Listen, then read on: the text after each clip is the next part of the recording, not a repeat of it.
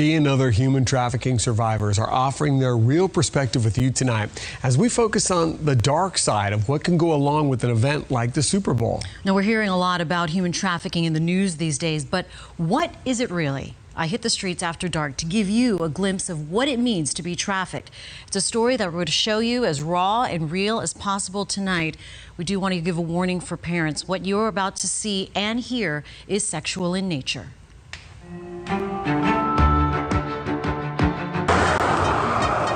US 41 in Fort Myers. During the day, it's business as usual. But when the sun goes down, business of a different kind comes to light. 41 is a stroll, but back here is where you will find a lot of action. Ramona Miller has been an advocate for human trafficking victims since before most of us were aware of the buzz term. We rode along with her one night through what she calls the trenches. We have the WWE that will be happening in Tampa, and then we also have the Super Bowl that will be occurring in Miami. And with those two things occurring and we're right here in the middle, it puts us strategically in a place to where we will be seeing new faces. On this night, Ramona runs into a familiar face. How did you become free from your trafficker? Arrested. I got arrested. You got arrested? I got arrested. When was this? How old were you? Well, like I said, I've been in the dope game since I was 11 years old. I got first introduced to drugs.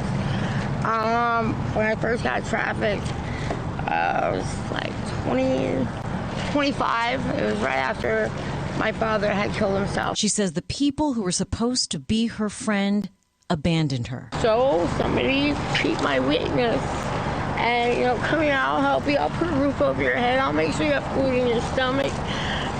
You made sure I got high to the point where I depended on you. And then as she grew, she ended up losing both parents. What do you do when you have no one in the world? You have that void. Something that traffickers pick up on and take advantage of. The first time I was trafficked, I was 13 years old, and I was trafficked by my family. The second time I was trafficked, I was 18 years old, and it was also by family through coercion. Tori Lynn is a survivor after being trafficked in Pinellas County. When she was 18, she says she was allowed to go to a house in Fort Myers. I was allowed to stay there, to have a roof over my head, and I didn't know Fort Myers. So basically, it can happen, human trafficking can happen anywhere. However, for those that I serve, it's usually in this area. This is part of the stretch referred to as the stroll. And in my few hours out here, I've noticed some of the same faces walking around. I tried to talk to some of them as a journalist and see if they would share their story with me. Each exchange brief but awkward. What stands out the most is that these women seemed more at ease making a sexual exchange than having a conversation with me. This is the stroll.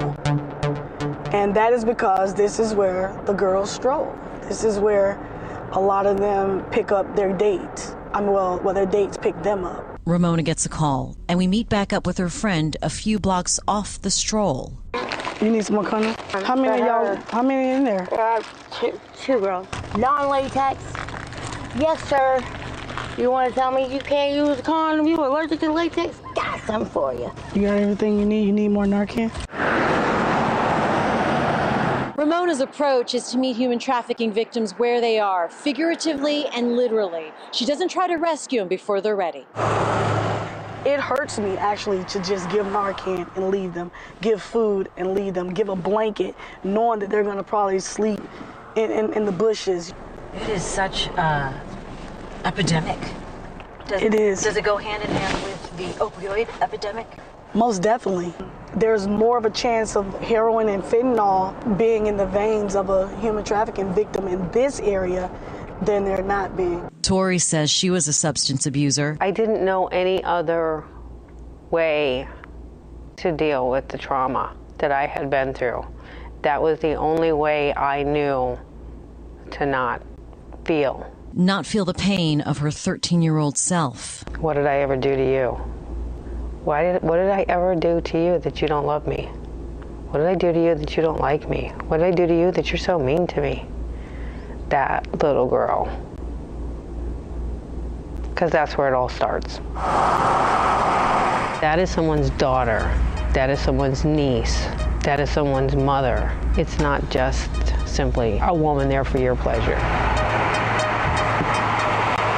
Tori was rescued in 2014 by Into the Jordan and is actually now part of their ministry team. Now, to give you a better idea of the scope of this, we wanted to show you some of the hard numbers on human trafficking in Florida. According to the National Human Trafficking Hotline, of cases reported in 2019, more than 300 were female, while more than 60 were male. Nearly 300 were adults, about 75 minors. As for who was contacting the hotline, the biggest group, apart from victims themselves, was members of the community. Now, if you or someone you know is a victim of human trafficking and in immediate danger, you should call 911. We also have plenty of other resources, including more information on both Ramona and Tori on our website. That's fox4now.com.